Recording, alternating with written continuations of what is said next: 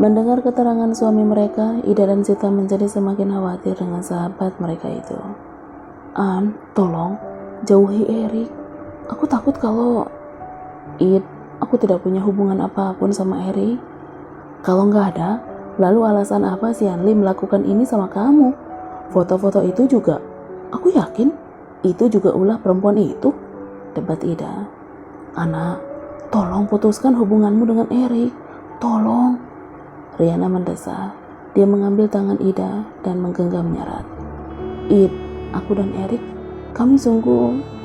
Anak, pesan-pesan itu menunjukkan semuanya.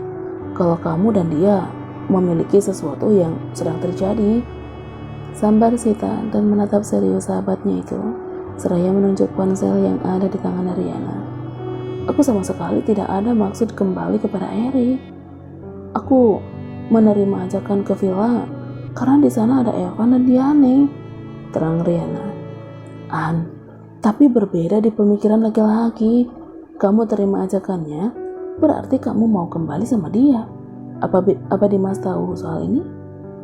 Riana menoleh dan melihat Dilan. Dia kemudian menunduk dan mengedikkan bahu. Entahlah. Sita pun berdiri dan beranjak dari sofa. Dia terlalu kesal untuk memberi nasihat pada sahabatnya yang keras kepala itu. Ida dan kedua laki-laki itu hanya mendesak dan tidak tahu mau menasihati bagaimana lagi. An, aku akan tinggal sama kamu di sini. Kamu gak boleh sendirian, cetus Ida tiba-tiba. Netra Andre, Dilan, Sita, dan Riana seketika membelah. Matahari pagi bersinar begitu cerah, tapi wajah laki-laki yang duduk di kursi di balik meja kerja berselimut mendung.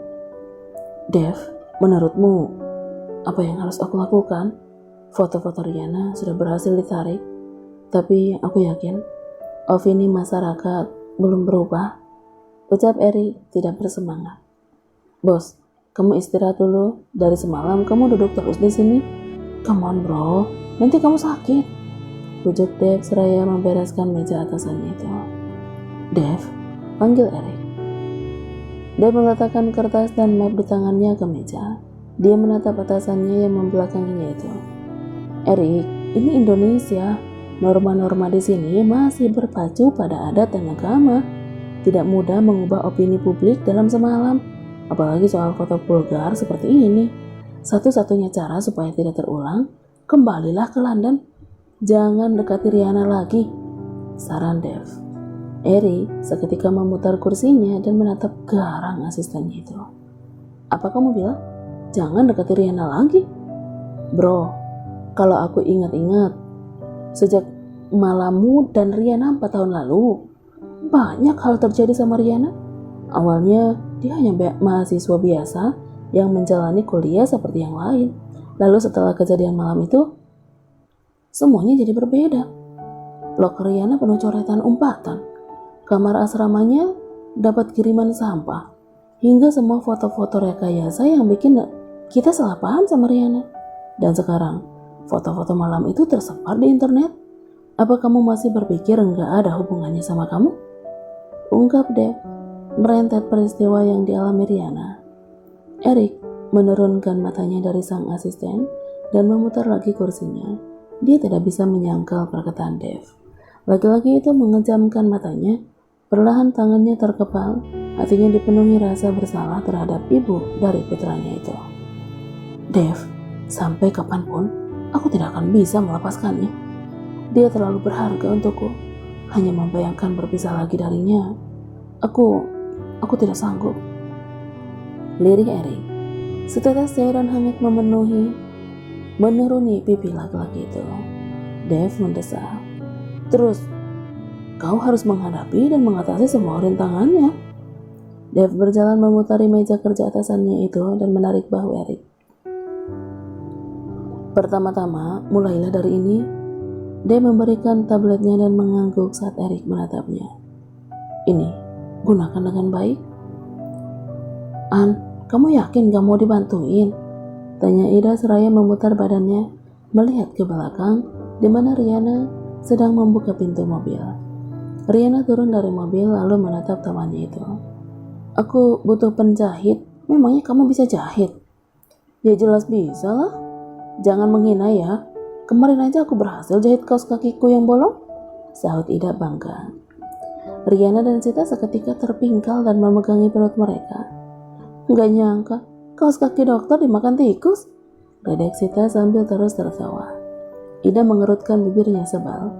Itu tandanya aroma kaos kaki seorang dokter sama dengan aroma keju. Sampai tikus pun doyan, sahut Ida enteng dan diakhiri dengan tawarannya. Udah, buruan masuk sana. Pegawai tapi masuk kerja jam segini. Kalau aku bosmu, udah aku suruh kamu nyikat WC. Riana memeluk kedua sahabatnya itu, lalu berjalan masuk ke dalam butik tempatnya bekerja, seraya melambaikan tangan. Tak, kira-kira aku bisa nggak ya minta tolong Arka cari apartemen dekat sini? Aku takut si Hanli berbuat sesuatu sama Riana, pinta Ida dengan mata masih menatap Riana yang berjalan masuk ke tempat kerjanya. Nanti aku tanya. Aku juga akan minta tolong Papa. Thanks, Ta. Kamu bilang makasih sekali lagi, aku lempar kamu keluar, sewot Sita. Ya, coba saja kalau mau mobilnya jalan sendiri tanpa sopir. Cara pandang dan perlakuan pegawai glamorous terhadap Riana banyak berubah sejak berita tentang wanita itu mencuat di media. Banyak yang memandang remeh dan tidak mengacukan wanita itu. Riana yang awalnya tidak mau terlalu peduli, akhirnya terpengaruh juga. Seperti siang ini, jam sudah melewati break makan siang, tapi tidak satupun asisten Riana yang mengerjakan payet dan kristal. Nis, kok nggak ada yang kerjain? Tanya Riana, matanya mengedar ke sekeliling ruangan sampel. Nisa menunduk dan melipat bibirnya. Mereka sekarang lagi... Riana menatap asisten pengganti Ayu itu dan mengerutkan alis. Lagi apa? Lagi mengerjakan punya Bu Elena, Bu. Riana memejamkan mata dan memegangi kepalanya. Elena? Gumamnya geram. Kapan deadline gaun Bu Elena? Masih 3 minggu lagi, Bu. Tapi kata Bu Elena mau diselesaikan secepatnya karena itu gaun-gaun untuk AFF. Riana yang baru saja membungkuk untuk mengecek gaunnya, seketika menegakkan punggungnya dan melotot melihat asistennya. AFF? Nisa mengangguk. Iya, Bu. Rahang Riana terasa kaku, giginya mengerat, menahan emosi, lalu melangkah lebar menuju lift. Bu, mau kemana, Bu? Panggil Nisa. Riana menulikan telinganya. Ia menekan tombol lift dan masuk ke dalamnya. Sang asisten terburu-buru menyusul dan berlari di samping atasannya itu. Bu, kalau ibu mau ke kantor Bu Elena nggak ada, Bu. Riana kembali menyatukan alisnya. Nggak ada? Iya, Bu, tadi Bu Elena keluar bawa mobil. Riana berkecak bingkang. Dia menyandarkan tubuhnya pada dinding lift dan menghela napas. Nis, aku minta tolong suruh orang lepas semua payet sama kristalnya dan kasih ke aku. Sekalian yang belum dipasang. Dilepas, Bu, tapi waktunya sudah, nurut aja. Aku juga mau keluar sebentar, tapi nanti balik lagi. Saya lembur lagi, Bu. Nggak perlu. Aku mau coba perbaiki gaunnya. Kamu bisa pulang dan bantu aku lagi besok. Malam semakin larut. Riana tidak juga beranjak dari ruang sampel sejak ia kembali dari urusannya di luar. Setiap helai kain ia jahit dengan tangannya, melawan lelah dan penatnya tubuh. Riana terus berusaha memperbaiki gaun buatannya, hingga suara azan subuh berkumandang. Kaki dan tangan wanita itu terus bergerak. Tok-tok. Riana mengangkat wajahnya. Dia melihat jam dinding setelah melihat siapa yang masuk ke dalam ruangan itu. Erik, ini jam 4 pagi. Apa yang kamu lakukan di sini? Kamu masuk dari mana? Riana mendorong laki-laki kaos kasia yang menenteng tas plastik dan berjalan masuk ke ruangan jahit, tempat dia berada itu. Aku tahu kamu pasti lembur, jadi ini aku bawakan bento buatan dia nih. Maaf, aku baru bisa datang sekarang, sahut Erik sambil meletakkan tas plastik di atas meja yang ada di ruangan itu. Ini jam 4 pagi dan kamu belum jawab. Kamu masuk dari mana? Setauku pintu depan ada satpam. Kamu lupa ya? Berjalan pelan menuju namun pasti Erik mendekati mantan istrinya itu dengan mata hijaunya yang menatap menggoda. Dia menyudutkan wanita cantik yang menjepit seluruh rambutnya ke atas itu ke meja dan perlahan mencondongkan wajahnya ke sisi wanita itu. Aku adalah pemilik saham terbesar di Glamorous dan aku bisa masuk ke sini semauku. Klek. Rihanna menelan ludahnya. Napas Erik serta belayan lembut pada lehernya membangkitkan sesuatu di dalam dirinya. Erik, aroma tubuhmu, aku sangat menyukainya, desa Erik. Bibir laki-laki itu pun mulai mengisap dan memainkan telinga Rihanna. Erik, no, telak Rihanna sambil mendorong tubuh mantan suaminya itu dan memejamkan mata menahan gejolak di dalam dirinya yang mulai merayap sukma. Erik mengeratkan pegangannya di pinggang Rihanna dan menatap lekat wanita itu. Kenapa? Apa karena Dimas? Desis Erik yang susah payah menahan gairah.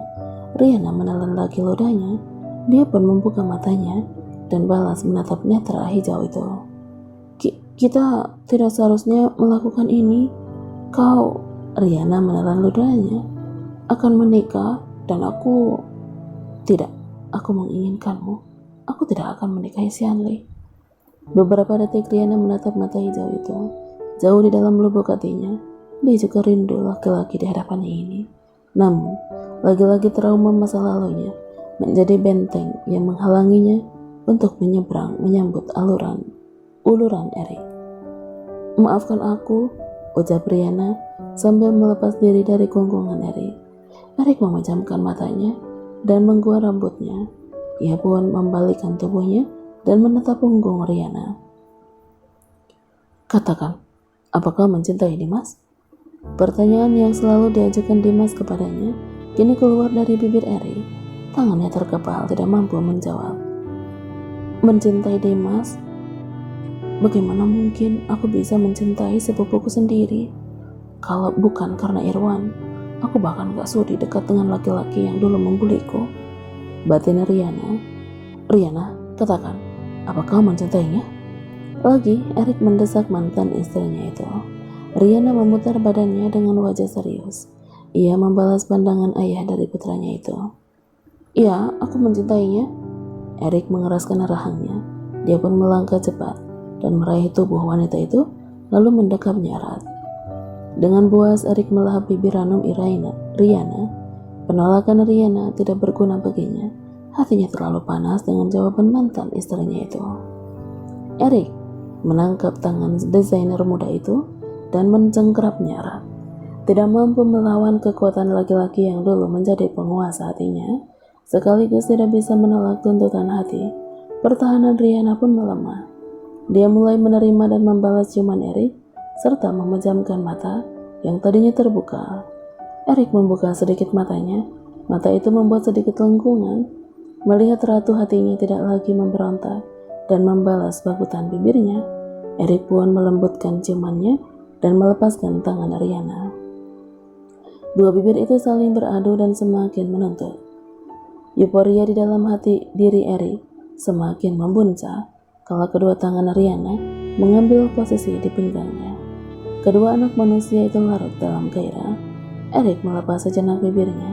Dia lantas menyerahkan barang-barang yang ada di atas meja, potong kain itu dengan cepat dan menempatkan Rihanna ke atasnya. Belum sempat Rihanna mengucap kalimat, Erik sudah lebih dulu menutup mulutnya dengan ciuman menuntut. Napas Rihanna tercekat. Tangan besar laki-laki itu berhasil masuk ke dalam belusnya dan mengusap lembut perutnya. Beberapa saat kemudian, tangan itu beralih pada pelindung bukit kembar Rihanna. Krep. Rihanna melepas bibirnya. Kedua matanya terbuka dan menatap sayu mantan suaminya itu, lalu menggeleng.